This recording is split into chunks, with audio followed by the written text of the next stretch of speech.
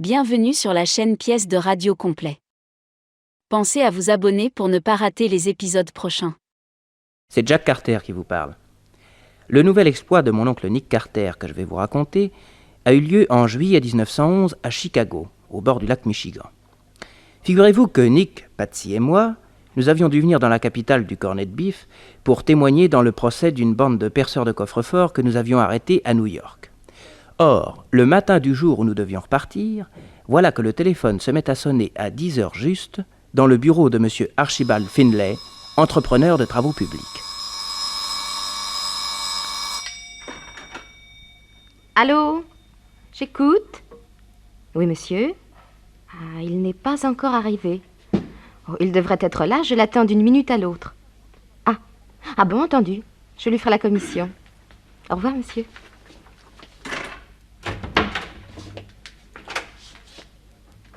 Bonjour fillette. Bonjour, papa.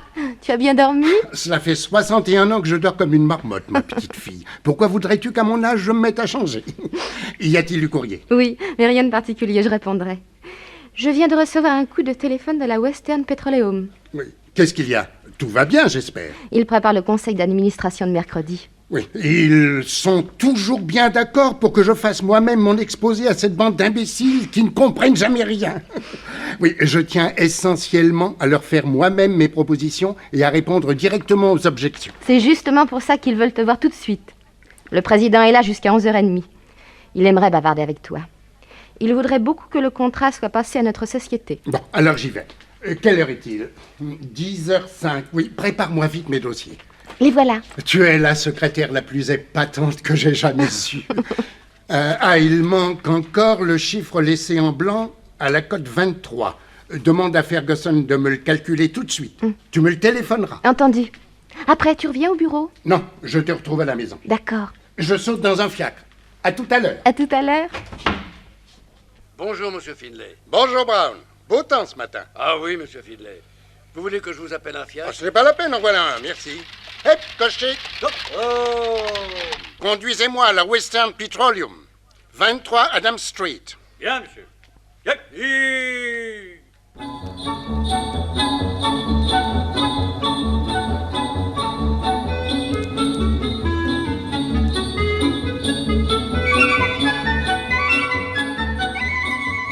Mais où prenez-vous donc? Ce n'est pas le chemin. Je sais. Il y a des encombrements à Washington Square. Je fais un détour par des petites rues tranquilles. On ira plus vite. Ah bon, comme vous voudrez. Oh! Quoi? Qu'est-ce qui se passe? Cocher, pourquoi vous arrêtez-vous? Pourquoi descendez-vous de votre siège? Ah, excusez-moi. Poussez-vous un peu, j'ai quelque chose à prendre sous votre banquette. Mais je suis pressé, moi. Ben, moi aussi, je suis pressé. Pressé de te fourrer ça sous le nez. Allez, tiens, respire-moi ça. Là. Une bonne lampée de chloroforme, et puis dodo. Allez, maintenant, faites beau rêve, mon mignon. On va baisser les stores pour que le soleil t'empêche pas de roupiller, hein? Là, voilà. Allez, en route. Allez, vite.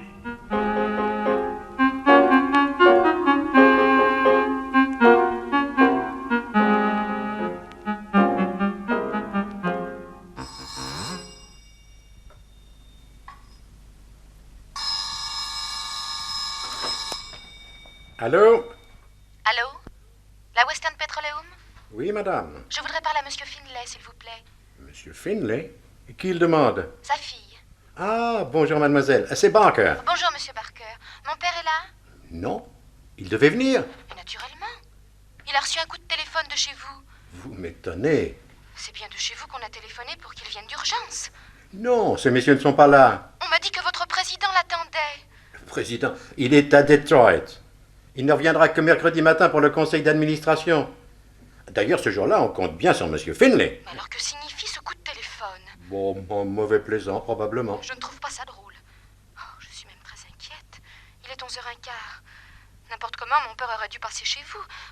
Vous êtes sûre que personne ne l'a vu? S'il était venu, mademoiselle, c'est moi qui l'aurais reçu. Écoutez, si vous le voyez, soyez gentil de me donner un coup de téléphone pour me rassurer. Je ne manquerai pas. Au revoir, monsieur Barker. Au revoir, mademoiselle. Le même jour, à 2h de l'après-midi, Nick Carter, Patsy et moi, nous finissions de déjeuner dans le salon de l'appartement que l'oncle Nick occupait au Michigan Palace. Eh bien, mes enfants, j'ai l'impression que nos dépositions devant la cour d'assises ne porteront pas bonheur à nos petits amis. Le chef de la bande ne va pas couper à la chaise électrique. Et les autres à 20 ans de villégiature à Sing Sing. Ah, bah, ça, c'est le tarif. Entrez. Une dame désire être reçue par Monsieur Carter. Ah non. Nous prenons le train à 5 heures, je ne reçois plus personne. Mais cette dame insiste, monsieur. Elle est jeune ou vieille? Jeune, monsieur. Et jolie? Oui, monsieur. Alors, qu'elle entre. Bien, monsieur.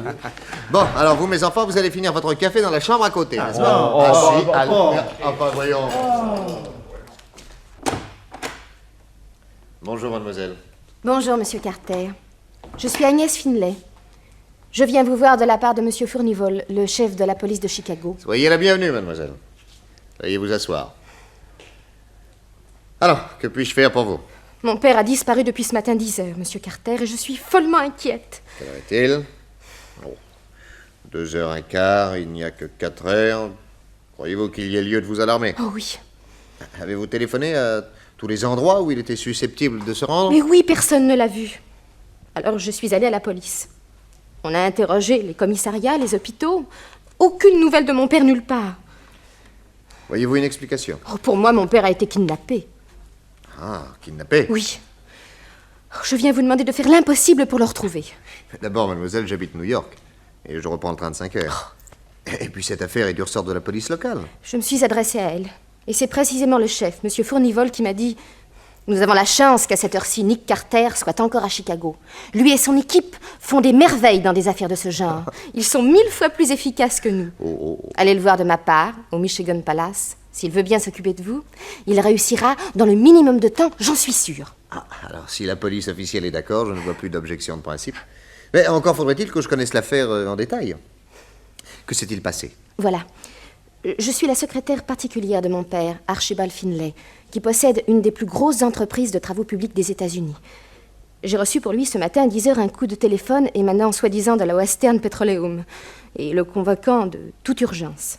Il est parti en fiacre et depuis, personne ne l'a revu. 10 minutes plus tard, je recevais un nouveau coup de téléphone. On voulait s'assurer qu'il était bien en route. À la vérité, ce matin, la Western Petroleum n'a pas téléphoné à mon père, qui est bel et bien tombé dans un guet-apens. J'ai appelé la plupart des gens qu'il connaissait, mais sans résultat. Son meilleur ami, M. George Harper, est venu tout de suite. C'est lui qui m'a emmené à la police. Et c'est là qu'on nous a conseillé de nous adresser à vous. Bon, mais si vous pensez à un kidnapping, je suppose que vous avez de sérieuses raisons. Oui. Mon père devait paraître mercredi prochain devant le conseil d'administration de la Western Petroleum pour essayer de décrocher un contrat extrêmement important. Ah. Oui, nous aurions à effectuer le forage et l'entretien sur 10 années de 42 puits de pétrole pour l'exploitation des nappes qui viennent d'être découvertes au Texas. Oui.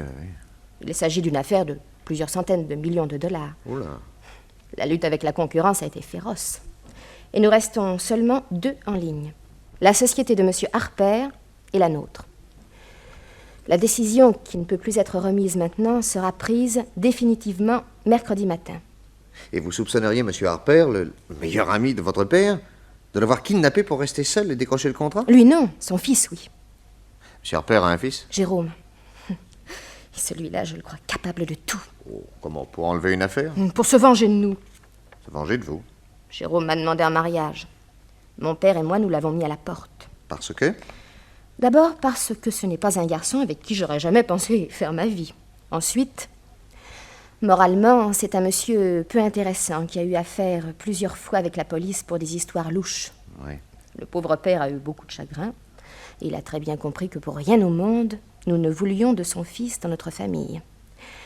Bref, Jérôme a été terriblement humilié de notre refus. Il m'a dit à moi qu'il se vengerait et qu'il nous ruinerait. Oui, mais ça, vous savez, ce ne sont peut-être que des mots. Mais depuis ce jour-là, la lutte a été plus âpre que jamais. Ce monsieur n'a pas hésité à utiliser les armes les plus basses, les plus viles. Par exemple? Par exemple, il a une maîtresse, une aventurière, une certaine Madame Winfield. C'est une jeune veuve très belle qui, sur son instigation, ça je n'en doute pas une seconde, livre depuis quelques mois un véritable assaut galant à mon père, qui est veuf. Mais elle veut se faire épouser? Mon père adorait ma pauvre maman, et pour lui, il ne sera jamais question de se remarier, non.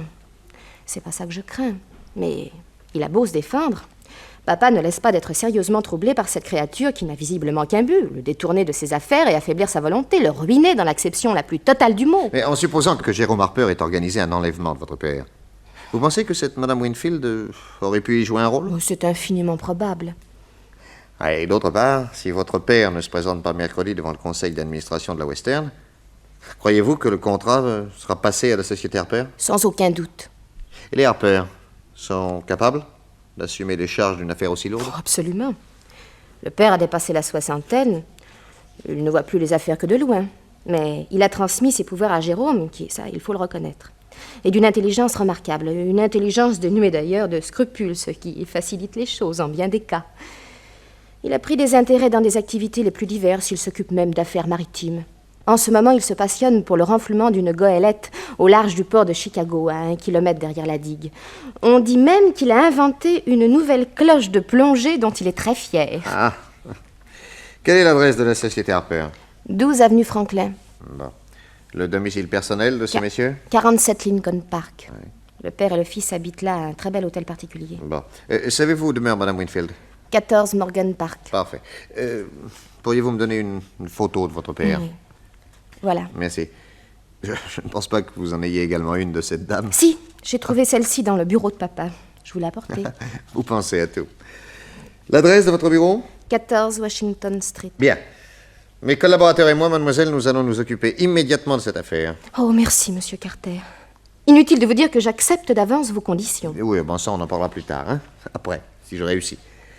D'après ce que vous venez de me dire, je pense en effet comme vous que M. Finlay est victime d'un concurrent déloyal.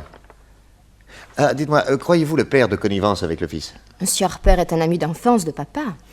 Ils font partie du même club, et leur lutte dans les affaires a toujours été un peu plus courtoise. Maintenant que peu à peu le fils ait réussi à influencer le père et à le faire changer de mentalité, tout est possible. Attention, attention. De votre côté, mademoiselle, prenez garde de porter sur eux des jugements téméraires. Les Harper n'ont peut-être aucune part dans la disparition de votre père. Je reste persuadée du contraire, monsieur.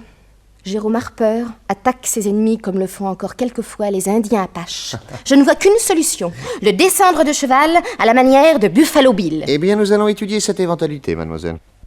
Quand elle fut partie, Nick Carter nous raconta la visite d'Agnès Finlay. Elle me paraît être une petite personne très décidée, voire vindicative. Et en accusant Jérôme Harper, il se peut qu'elle cède elle aussi à je ne sais quel inconscient désir de vengeance. Enfin, qui sait après tout si ce brave Finlay n'a pas tout bonnement filé en un petit voyage sentimental avec la belle Madame Winfield. Enfin, quoi qu'il en soit, mes enfants, nous ne partons plus pour New York. Nous restons ici. Et Ida? Ida, bon, je lui téléphonerai pour qu'elle ne s'inquiète pas. Bon, alors toi, Jack, tu vas t'occuper de Jérôme Harper, hein? Tâche de connaître son emploi du temps depuis ce matin. Oui. Au besoin, tu vas le voir et tu l'attaques de front avec ce genre de type. L'assaut brusque donne quelquefois des résultats. Bon, quant à toi, Patsy, je te confie Madame Winfield. Patron, vous me gâtez. Tiens, voici sa photo. Oh, dites donc, oh, ben, elle est drôlement chouette. Doucement, doucement, tu la surveilles. Tu la prends en filature et elle te mènera peut-être jusqu'à l'endroit où Finlay est séquestré. Enfin, là, en admettant qu'il le soit. Ah, dites-moi, avez-vous encore des cartes de visite? Oui. Au nom de Nicolas Carter, New York? C'est ça. Hein? Bon, alors je vous le rappelle, hein, remettez cette carte quand vous le jugez nécessaire. Et ne détrompez jamais votre interlocuteur quant à votre personnalité réelle. Du moins, tant que vous n'avez pas acquis une entière confiance en lui. Qu'on vous prenne pour Nick Carter est une très bonne chose. Qu'il se promène actuellement dans Chicago 3 Nick Carter ne peut que troubler l'adversaire. Nous en tirerons parti. Maintenant, allez, mes enfants. Le contact? Le contact. Ah, eh ben, on garde le contact ici, à l'hôtel. Bon. Vous laissez un message à la réception à n'importe quelle heure du jour et de la nuit. Ok. Ok, au revoir. Nous prenons toutes les adresses utiles et nous voilà partis. Nick Carter se rendit tout de suite au bureau de M. Finlay pour essayer de reconstituer son itinéraire. Vous êtes le concierge, Monsieur Brown. Oui, monsieur, oui. Bon, quand Monsieur Finlay est sorti, vous l'avez vu? Oui, nous avons même échangé quelques mots sur le temps qu'il faisait. Oui, il a pris un fiacre? Oui, qui passait juste à ce moment-là. Il l'a appelé, il est monté dedans et il est parti. Mais je n'espère pas que vous puissiez me donner le numéro. Ah, ça non. Ce que je peux vous dire, c'est que c'était un fiacre jaune de la compagnie Capitole. Oui. Et comment était le cocher, physiquement? Ah, vous savez, ils se ressemblent tous. Oui, bien sûr, mais enfin, je sais pas, favori, moustache? Il avait une grosse moustache noire comme ses cheveux. Ouais. Et vous ne voyez pas un détail concernant le fiacre ou le cheval qui me permette de les retrouver? Non. Ça, non. En bas. Ah si, attendez. Ah. La natte que le cheval avait au milieu du front, elle était attachée avec une petite ficelle rose. Ça m'a frappé. Oui, bon. Vous ne voyez rien d'autre? Non. Alors là, vraiment non. Je vous remercie. Nick Carter alla à la compagnie Capitole, et la ficelle rose de la natte du cheval permit au bureau d'identifier tout de suite l'équipage. À 6 heures, le cocher rentrait pour relayer. C'était un certain Bob Pickley. Police, Hein? Qu'est-ce qu'il y a encore? avez-vous chargé un client ce matin à 10h05 devant le 14 de Washington Street? Moi? Non. Alors pourquoi rougissez-vous? Je rougis pas, c'est mon teint. Ma femme trouve que je mange trop. Où étiez-vous ce matin à 10h? En station, quelque part, je sais plus où. Non, écoutez, mon vieux, il faut me dire la vérité tout de suite. Sinon, je vous embarque. Et je vous assure que là-bas, ça va vous faire parler.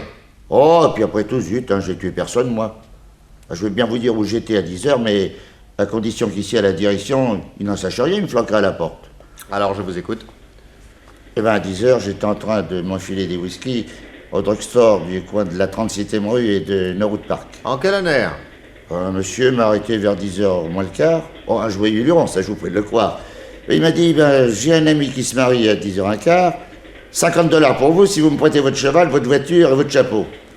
Pour amuser les copains, je voudrais conduire les mariés à la mairie dans ce fiacre-là et moi habillé en cocher.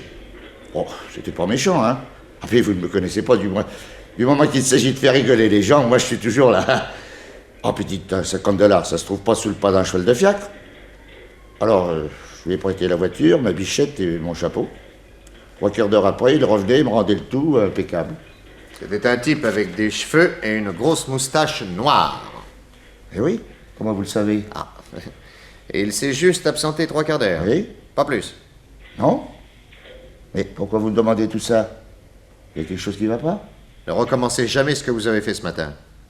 Sans quoi ça vous rapportera autre chose que $50, hein? Ah. Nick Carter se rendit au bureau central du téléphone, où l'on examina pour lui sur un registre les communications de la matinée. J'ai beau regarder, Monsieur Carter. Je ne vois pas que la Western Petroleum ait demandé la société Finlay ce matin. C'est Finlay qui a demandé la Western à 11h15. Oui, ça je sais. Mais pouvez-vous me dire d'où l'on a appelé la société Finlay à 10h et à 10h15? Attendez que je regarde. Voilà. À 10h et à 10h15, c'est le 725-14. Oui. Qu'est-ce que c'est que ça, le 725-14? L'annuaire va nous le dire. 725-14. Le 725-14, c'est le Milwaukee Bar. Oui, un lieu public, c'est bien ce que je craignais. Allez donc retrouver maintenant qui a téléphoné. Enfin, je vous remercie, mademoiselle. À votre service, monsieur. Pendant ce temps-là, moi, je m'occupais de Jérôme Harper. Monsieur Jérôme? Ah non, monsieur, il n'est pas venu au bureau de la journée. Et son père? Il a été ici ce matin jusqu'à 11h30, mais il ne vient jamais l'après-midi. Vous pensez que j'ai des chances de les trouver tous les deux chez eux? Oh, je ne sais pas, monsieur. 20 minutes plus tard, je sonnais chez les Harper, une très belle demeure au milieu d'un parc. Est-ce le père ou le fils que vous désirez voir, monsieur? Les deux. Si monsieur veut bien me donner sa carte. Voilà. Qu'est-ce que c'est, James? Voici la carte de monsieur. Oui. Oh, monsieur Carter, comme je suis heureux de connaître l'une des plus éminentes personnalités des États-Unis. Heureux et honoré. Je suis Jérôme Harper. Enchanté. Je ne sais si vous êtes au courant de la disparition de Monsieur Finlay. Bien sûr, mon père me l'a apprise tout à l'heure. Il a même accompagné Agnès ce matin à la police centrale. Pensez, Archibald Finlay est son meilleur ami. Nous sommes navrés et anxieux. Pourrais-je parler à votre père? Mais bien sûr, si cela ne vous ennuie pas de monter au 3e, il est là-haut, en train de bricoler. Je vous suis. À vrai dire, nous attendions un peu votre visite. Vraiment? Oui, quand mon père a su qu'Agnès allait vous demander votre concours, il a pensé que je serais bien étonné que Nick Carter ne vienne pas nous interroger. Il avait vu juste. Pardon.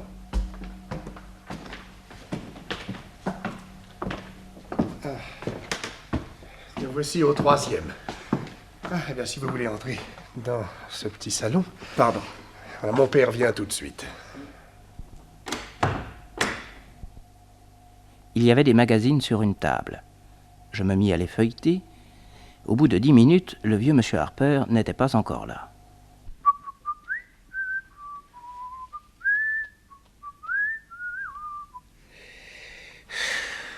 Ouais, s'il bricolait, il n'était peut-être pas en état de me recevoir.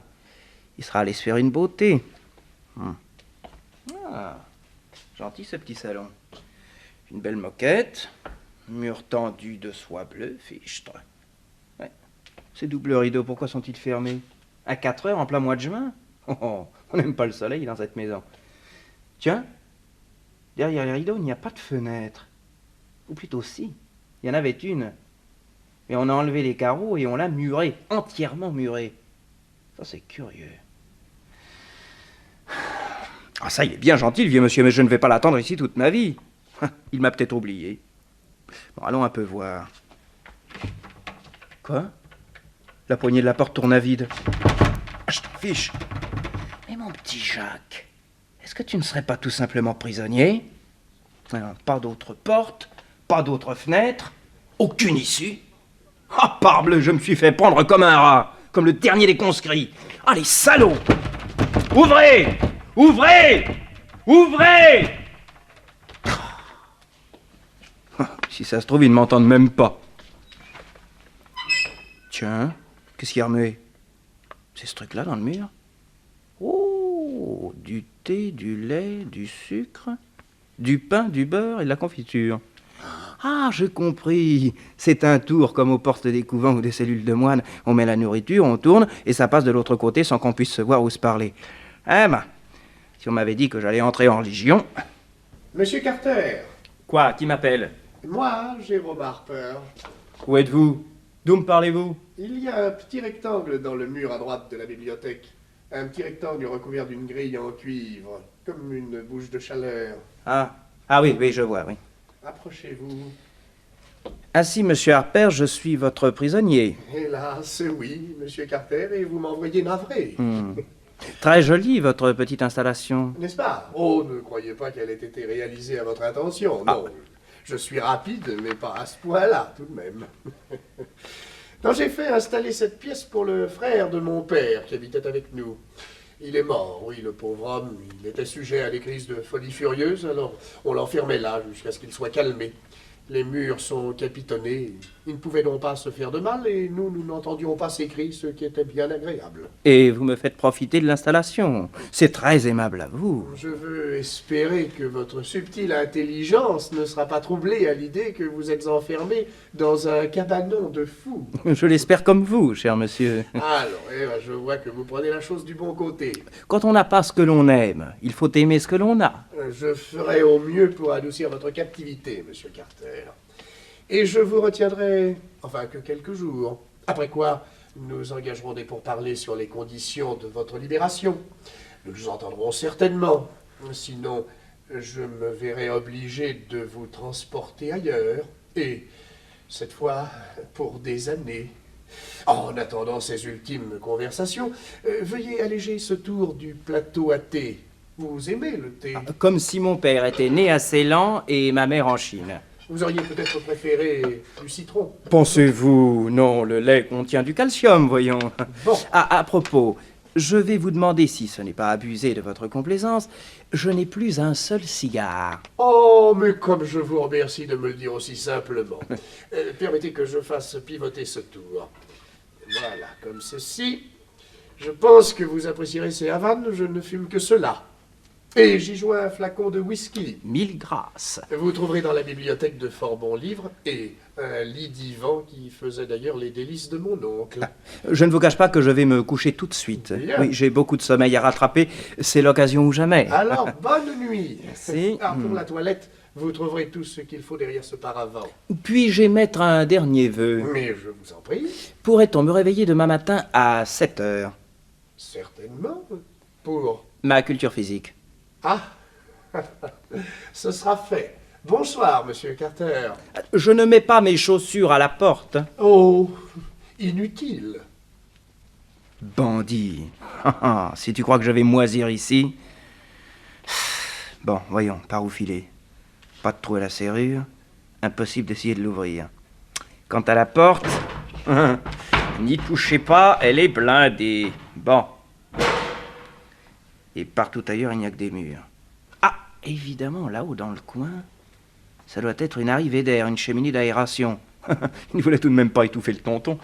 Une ouverture à peine plus large que mes épaules. Heureusement que je ne suis pas gros. Je pourrais peut-être sortir par là. Ça correspond sûrement au toit. Et comme nous sommes au dernier étage, je devrais y arriver presque tout de suite. Bon, faudra voir ça de plus près. Comment grimper? Ah, la bibliothèque. Parbleu, je la glisse au-dessous de l'ouverture, je l'escalade et j'examine. Là.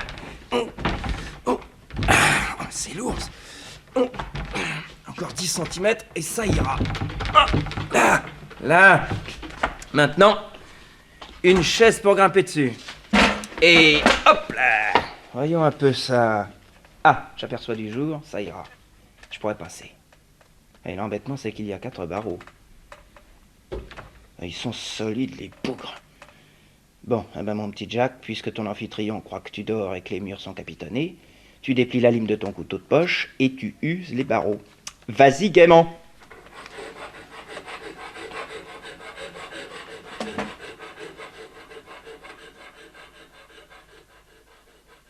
Au bout d'1 heure et demie, j'avais coupé le premier barreau. Une demi-heure de repos et j'attaquais le deuxième. À ce train-là, je devais avoir fini vers minuit.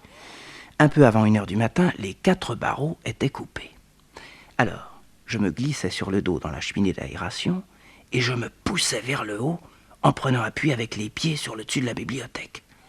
20 minutes plus tard, ma tête émergeait enfin à l'air libre. C'était fini. Ah, je m'octroyais une demi-heure de repos sous un superbe clair de lune. On y voyait comme en plein jour. Bon, maintenant comment descendre? Je vois bien des gouttières, mais je peux pas les attraper. Bon, le mieux est d'entrer dans la maison et de sortir par une fenêtre du rez-de-chaussée. Tiens, qu'est-ce que c'est que cette tabatière ouverte? Probablement la chambre d'un domestique qui est en train de dormir.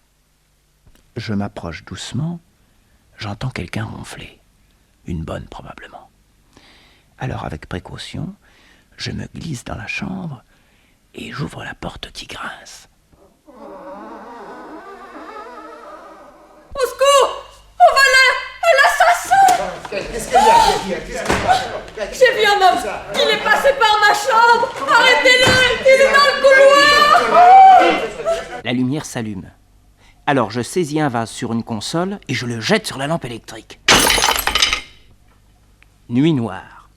La bonne étant sortie dans le couloir, j'en profite pour me glisser dans sa chambre et me fourrer sous son lit. On me cherchera partout, excepté là. Et de ma cachette, j'entends toute la maisonnée qui se met à chercher le voleur. Le père et le fils Harper sont montés au 3e et le vieux entre dans la chambre cabanon dont je viens de m'évader. Oh Jérôme, viens voir. Mais regarde la chambre de ton oncle. Mais qu'est-ce que c'est que ce désordre? On dirait que le voleur est entré ici. Bah, heureusement qu'il n'a pas refermé la porte sur lui. Il n'aurait jamais pu ressortir. Et on a changé la bibliothèque de place. Mais qu'est-ce que c'est que ces barreaux? Ah bah, ils ont été coupés. Bien, Jérôme, tu ne dis rien? Mais réponds quelque chose. Ça alors, il est de première force. Qui ça? Hein? Le voleur. Ils referment la chambre du tonton, et après avoir visité le 3e étage, ils descendent au second, puis au premier. Quand ils sont au premier, moi, je descends me cacher au second, puis au premier quand ils sont au rez-de-chaussée. Enfin, ils remontent tous se coucher. Je descends alors jusqu'à la salle à manger, et de là, je saute dans le jardin par une fenêtre.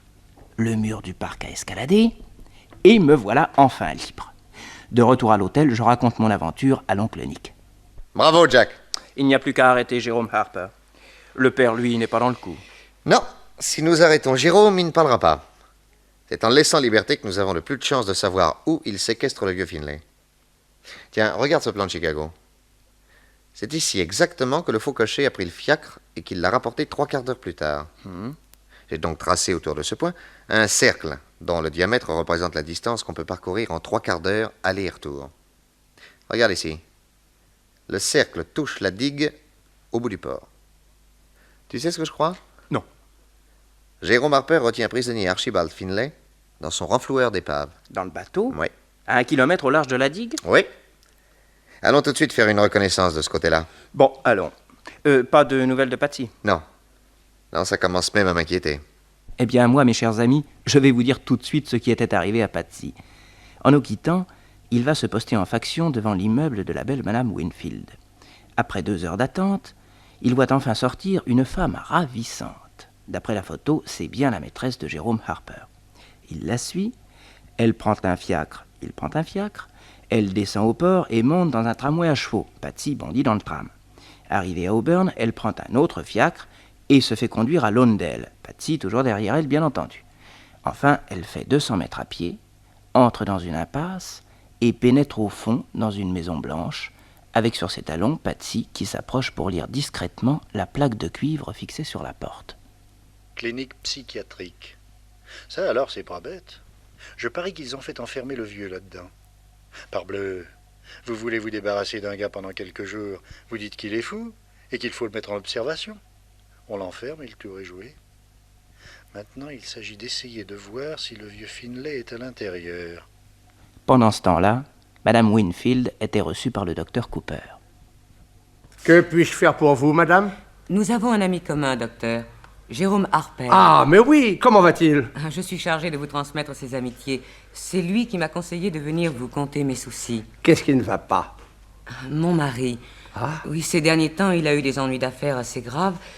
C'est arrivé au moment où il était très surmené. Et aujourd'hui, je suis obligé de le dire, il est en train de perdre la raison. Je crains même que ce ne soit déjà fait. Il est devenu méchant, terriblement méchant. Lui qui était si adorable. J'ai voulu le décider à vous consulter, il m'a presque battu. Si ce n'est pas malheureux, quand on a une si jolie femme... Oh, et puis jaloux avec ça. Il ne veut plus travailler, il me suit partout. Oh, docteur, si vous pouviez causer un peu avec lui. Mais je ne demande pas mieux, chère madame. Amenez-le-moi un jour. Mais il est là, docteur. Où ça? Dans l'impasse. Regardez-le, derrière le rideau de votre fenêtre. Quoi? Ce grand beau garçon? Oui. Oui, c'est lui. Oh, voyez-le qui examine votre clinique d'un air sournois. Oh, docteur, si vous vouliez... Quoi donc, chère madame? Demandez à 2 de vos infirmiers d'aller le chercher. Ils vous l'amèneraient ici. Oh, bien sûr, il ferait peut-être un peu de résistance. Oh, pour ça ne craignez rien. Mais ça, on en m'a tête plus dur. Oh, tant mieux. Vous pourriez l'examiner et le mettre pour quelques jours en observation. N'est-ce pas, docteur? Mais, chère madame, rien n'est plus facile. Manley! Docteur? Vous voyez ce monsieur qui est dans l'impasse? Oui. Il n'a pas l'air normal. Oh, je ne vous le fais pas dire. Prenez un aide et amenez-le-moi, que ça lui plaise ou non. Entendez, docteur. Herwood! Oui. Viens avec moi, on va accueillir un client sur le trottoir. Bonsoir, monsieur. Bonsoir. Il y a le docteur Cooper qui voudrait vous dire 2 mots. Il paraît que ça va pas? Ouais, ça va très bien. Ouais, bien sûr, on dit ça, mais vous savez, le docteur, il est très gentil, puis très capable. Quelques jours de repos, puis après, vous serez frais comme l'œil. Mais... Allons, allez, venez avec nous et soyez sages. Mais laissez-moi tranquille. Mais qu'est-ce que ça veut dire? Mais voulez-vous me laisser? Il s'arrive. Voulez-vous me... Allez, Herwood, le grand jeu. Allez, avance.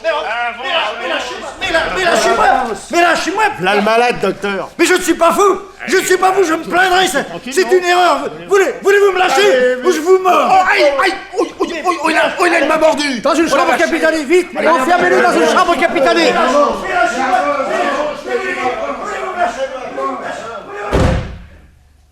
Qu'est-ce que je vous disais, docteur? Pauvre petite madame. Être le mari d'une petite femme aussi jolie et finir comme ça? Nous allons le garder en observation pendant quelques jours. C'est exactement ce que je désirais, docteur.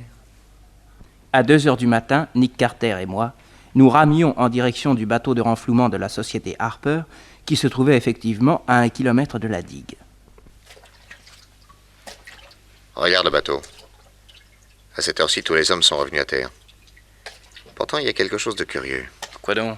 Ce type qui agite ses bras d'un mouvement continu. Oui, on dirait qu'il actionne une pompe. Le bateau prend l'eau? Non. C'est une pompe à air pour alimenter quelqu'un qui est au fond de l'eau. Au fond de l'eau, à cette heure-ci? Oui. Pourtant, si quelqu'un travaillait à l'épave, on apercevrait la lumière, au moins une lueur. Alors, à ton avis, à qui donne-t-il de l'air? Ah, ça, le mieux, c'est d'aller y voir. Nous regagnons l'hôtel, nous nous couchons, et à 8 heures, Nick Carter se met en quête d'un scaphandre. La police lui facilite l'opération, et à 10 heures, voilà l'oncle Nick revêtu d'un scaphandre, son casque à côté de lui, et moi à côté du casque, prêt à actionner la pompe à air qu'on nous a confiée. Et oui, l'oncle Nick s'était mis dans la tête de descendre lui-même au fond de l'eau pour voir ce qu'on y cachait. Je rame, et à 20 mètres du bateau de renflouement, qui a repris sa pleine activité, Nick fixe son casque et se laisse glisser au fond de l'eau. Moi, j'actionne la pompe à oxygène. Tout à coup, du bateau, un homme se met à hurler. Je le reconnais tout de suite, c'est Jérôme Harper. Lui ne me reconnaît pas. Qu'est-ce que vous fichez là? Ça ne vous regarde pas! Le lac est à tout le monde! C'est interdit de rester ici! Y a pas d'écriteau! Y a un navire coulé ici, en dessous! Il est ma propriété! Votre scaphandrier n'a pas le droit de descendre! Mon scaphandrier se fiche de votre épave! Alors, qu'est-ce qu'il fait? Ça vous regarde pas! Foutez-moi le camp, ou je vous tire dessus! Si vous tirez, je vous répondrai! Je fais descendre le scaphandrier, et il va régler son affaire à votre pirate! Ou alors, faites-le remonter! Il remontera quand il voudra! Je vois un scaphandrier descendre, un couteau à la ceinture. Une fois arrivé au fond, il va sûrement se bagarrer avec Nick. Je tire sur la corde d'appel pour lui signaler le danger. Aucune réaction spéciale. Je pompe toujours régulièrement pour l'alimenter en air pur. Mais soudain, une idée angoissante m'étreint. S'il y a bagarre, si je suis obligé d'échanger des coups de revolver avec les gens du bateau, je peux être blessé et incapable de continuer à manœuvrer la pompe à oxygène. Alors pour Nick, ce sera l'asphyxie. Oh, je sens que nous sommes embarqués dans une sale aventure. Dernière sommation! Après, on vous tire dessus! Allez-vous-en! Une fois! Non! 2 fois! Non! 3 fois! Non! Salaud! Tiens la trappe! On finit par ma voix! Allez! Oh!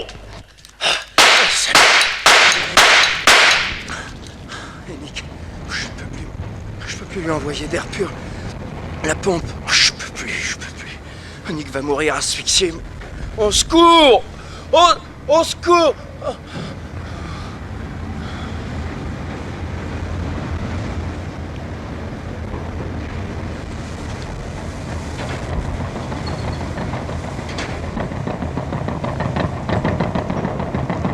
Police! On les mains! Le premier qui bouge, on tire dedans! Jack est blessé. Jack, c'est moi, Patsy. Patsy.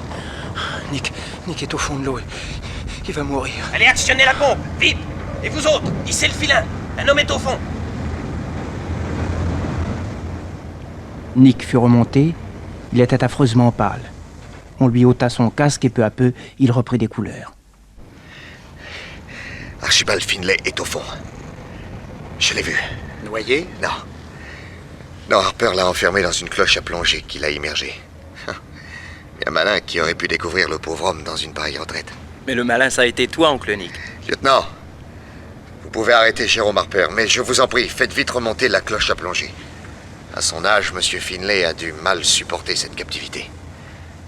M. Finlay fut libéré et l'on passa les menottes à Jérôme Harper, qui n'opposa aucune résistance. On voulut alors savoir de Patsy ce qu'il était devenu. Il nous raconta comment il avait été enfermé comme fou grâce à l'astuce de la belle Madame Winfield. Et puis ce matin, à 10h, quand je suis rentré à l'hôtel, patron, j'ai trouvé votre petit mot me demandant de vous rejoindre le plus vite possible. Alors j'ai rappliqué dardard, mais avec la police, parce que je pressentais une sacrée bagarre. Je m'étais pas trompé. Mais comment es-tu sorti de la maison de fou? On t'a libéré? Non, je me suis évadé. À 9h ce matin, un infirmier entre dans ma chambre et m'apporte mon petit déjeuner sur un plateau. Alors je lui fais une prise de jujitsu et d'un bon coup de poing entre les 2 yeux, je l'endors pour un petit bout de temps. Puis je le déshabille, je mets sa grande blouse blanche, son calot blanc, et je me colle une moustache. Comme quoi, il faut toujours avoir ce qu'il faut sur soi. Je reprends le plateau et je sors. Et voilà qu'au bout du couloir, je vois la belle Madame Winfield entrer dans le bureau du docteur, qui entre nous est complètement timbré. Je m'approche doucement et je tends l'oreille pour tâcher de savoir ce qui se raconte dans le cabinet de consultation. Et voilà ce que j'entends. Alors, docteur, comment mon mari a-t-il passé la nuit? Fort bien, je le suppose, petite madame, puisqu'on ne m'en a rien dit. Mais vous savez que c'est moi qui ai passé une nuit agitée. Vous, docteur? Mais pourquoi donc? Oh, j'ai pensé à vous tout le temps. Oh, docteur! Savez-vous ce que c'est que le coup de foudre? On m'en a parlé. Eh bien, petite madame, je sens depuis hier soir que je ne peux plus vivre sans vous. Il faut absolument que je vous garde auprès de moi. Mais docteur! Oui, vous avez des yeux mauves dont l'éclat est parfois bien inquiétant. Ah, je crois qu'il serait très sage que je vous mette un peu en observation. Moi? Oui, je viendrai vous voir dans votre chambre plusieurs fois par jour. Mais vous êtes fou! Allons, allons, voilà que vous vous énervez. Vous voyez bien qu'il faut que je vous soigne. Mais laissez-moi partir, je veux m'en aller! Allons, Au secours! une seconde. Ah, infirmier, vous qui étiez en train d'écouter à la porte, posez-moi ce plateau, appelez-moi de vos camarades et la femme ravissante qui est dans mon bureau. Vous verrez, elle est ravissante. Enfermez-la moi dans une chambre où elle sera seule, toute seule, jusqu'à ce que j'aille lui rendre visite. Allez, vite, exécution! Avec quelle joie, docteur! Hé, camarade! Voilà. Il y a une femme dans le bureau du docteur. Allez, on l'embarque et on l'enferme dans une chambre. Vite! D'accord. Laissez-moi! Mais laissez-moi! Elle se rebiffe! Allez, le grand jeu! Laissez-moi! Allez, Laissez-moi! Laissez-moi! Je l'ai bouclé, et après je suis sorti tranquillement de la clinique en disant que j'allais acheter des cigarettes. Et voilà, mes chers amis, comment s'est terminée notre aventure à Chicago. Monsieur Finlay a emporté la grosse commande de la Western Petroleum Company et il nous a envoyé un chèque. Ah, mes enfants, un chèque! Je m'y suis repris à 3 fois pour compter les zéros.